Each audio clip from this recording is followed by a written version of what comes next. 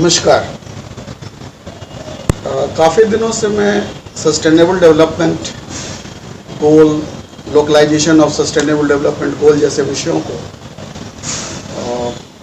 विभिन्न सत्रों में इसके बारे में चर्चा करता रहा हूँ, बताता, लेकिन ये वस्तुतः तब तक समझ में नहीं आती है जब हम इसे व्यावहारिक प्रयोग में नहीं देखते हैं।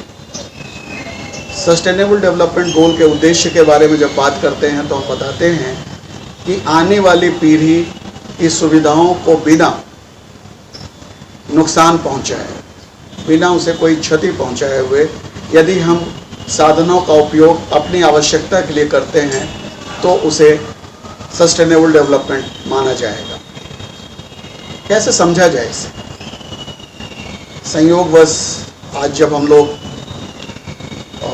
पार्क में घूमने जाते हैं सुबह, तो वहाँ बहुत तरह की चर्चा होती है और आज वहाँ बारिश, फिर पार्क में जो पौधे हैं उनकी सिंचाई और उसके ऊपर चर्चा हुई, तो बड़ा ही मज़ेदार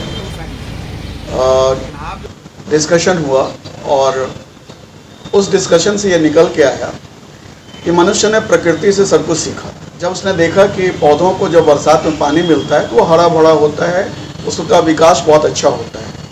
तो फिर लोगों ने सोचा कि यदि पानी सतह पर कहीं उपलब्ध है तो क्यों ना उसे पौधों तक पहुंचाया जाए, वृक्षों तक पहुंचाया जाए, और इसी क्रम में शायद लोटा बाल्टी जैसे प्रथम प्रयोग हुए हों।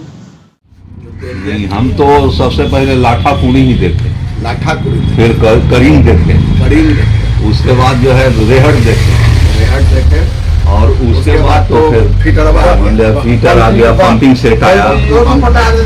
पंपिंग सेट भी आप बताइए कि आप सबसे पहले क्या? सबसे पहले तो दो वाला दो आदमी से मिल करके पानी को दो आदमी दिया। हाँ, डोंगल थोड़ा रेयर होता था, कॉमन नहीं। डोंगल सबसे ज्यादा था, लेकिन कम लोग डोंगल वही लोग उसका पानी ऊंचा सा रह रहता ना, बराबर पर फेंकना है।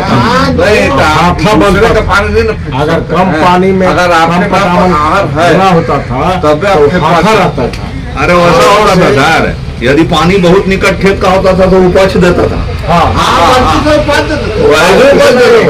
सीधा दो घंटा रहते कि सबसे पहले जो है प्रकृति से क्या सीखना शुरू किया, उसको लगा कि अच्छा पानी को कहीं और से मिला के डालें, क्योंकि पहला खेती में तो पानी डालने का नहीं हुआ होगा। हाँ, नहीं हुआ। तो जब पानी डालने का सोचा तो सोचा कैसे अगर आपके पास खेती है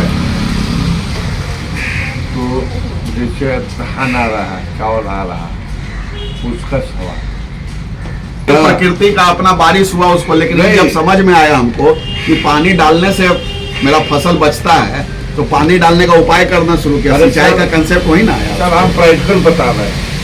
हम इधर से चढ़ेगा तो वो करीम की बात कर रहे हैं। रहट में होता था कि गियर है, गियर भी था, बाद में सर बॉल बेरिंग सब आ गया इसमें।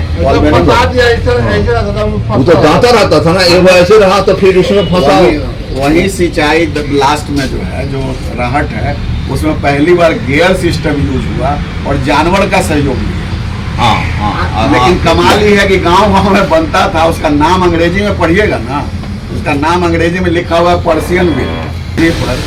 जैसे आप जाइएगा आमेर पैलेस, तो महल में पानी चढ़ाने के लिए वहां वो रहट लगाता था ऊपर, और नीचे से पानी उठा लेता था, यानी टंकी तक पानी चढ़ाया लोग रहट से।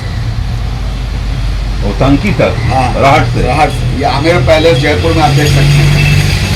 तो कुल मिला के यही है कि हम लोग विकास की बात करते हैं तो लगता है कि बढ़िया चीज डेवलप कर दी है, जो फीटर हवा जिसको आप बोलते हैं पंपिंग से। वो तो जमीन से पानी खींच के ले रहा है, देने का उपाय तो हम कर ही नहीं रहे हैं उसमें। कहते हैं कि पनिया भाग गया।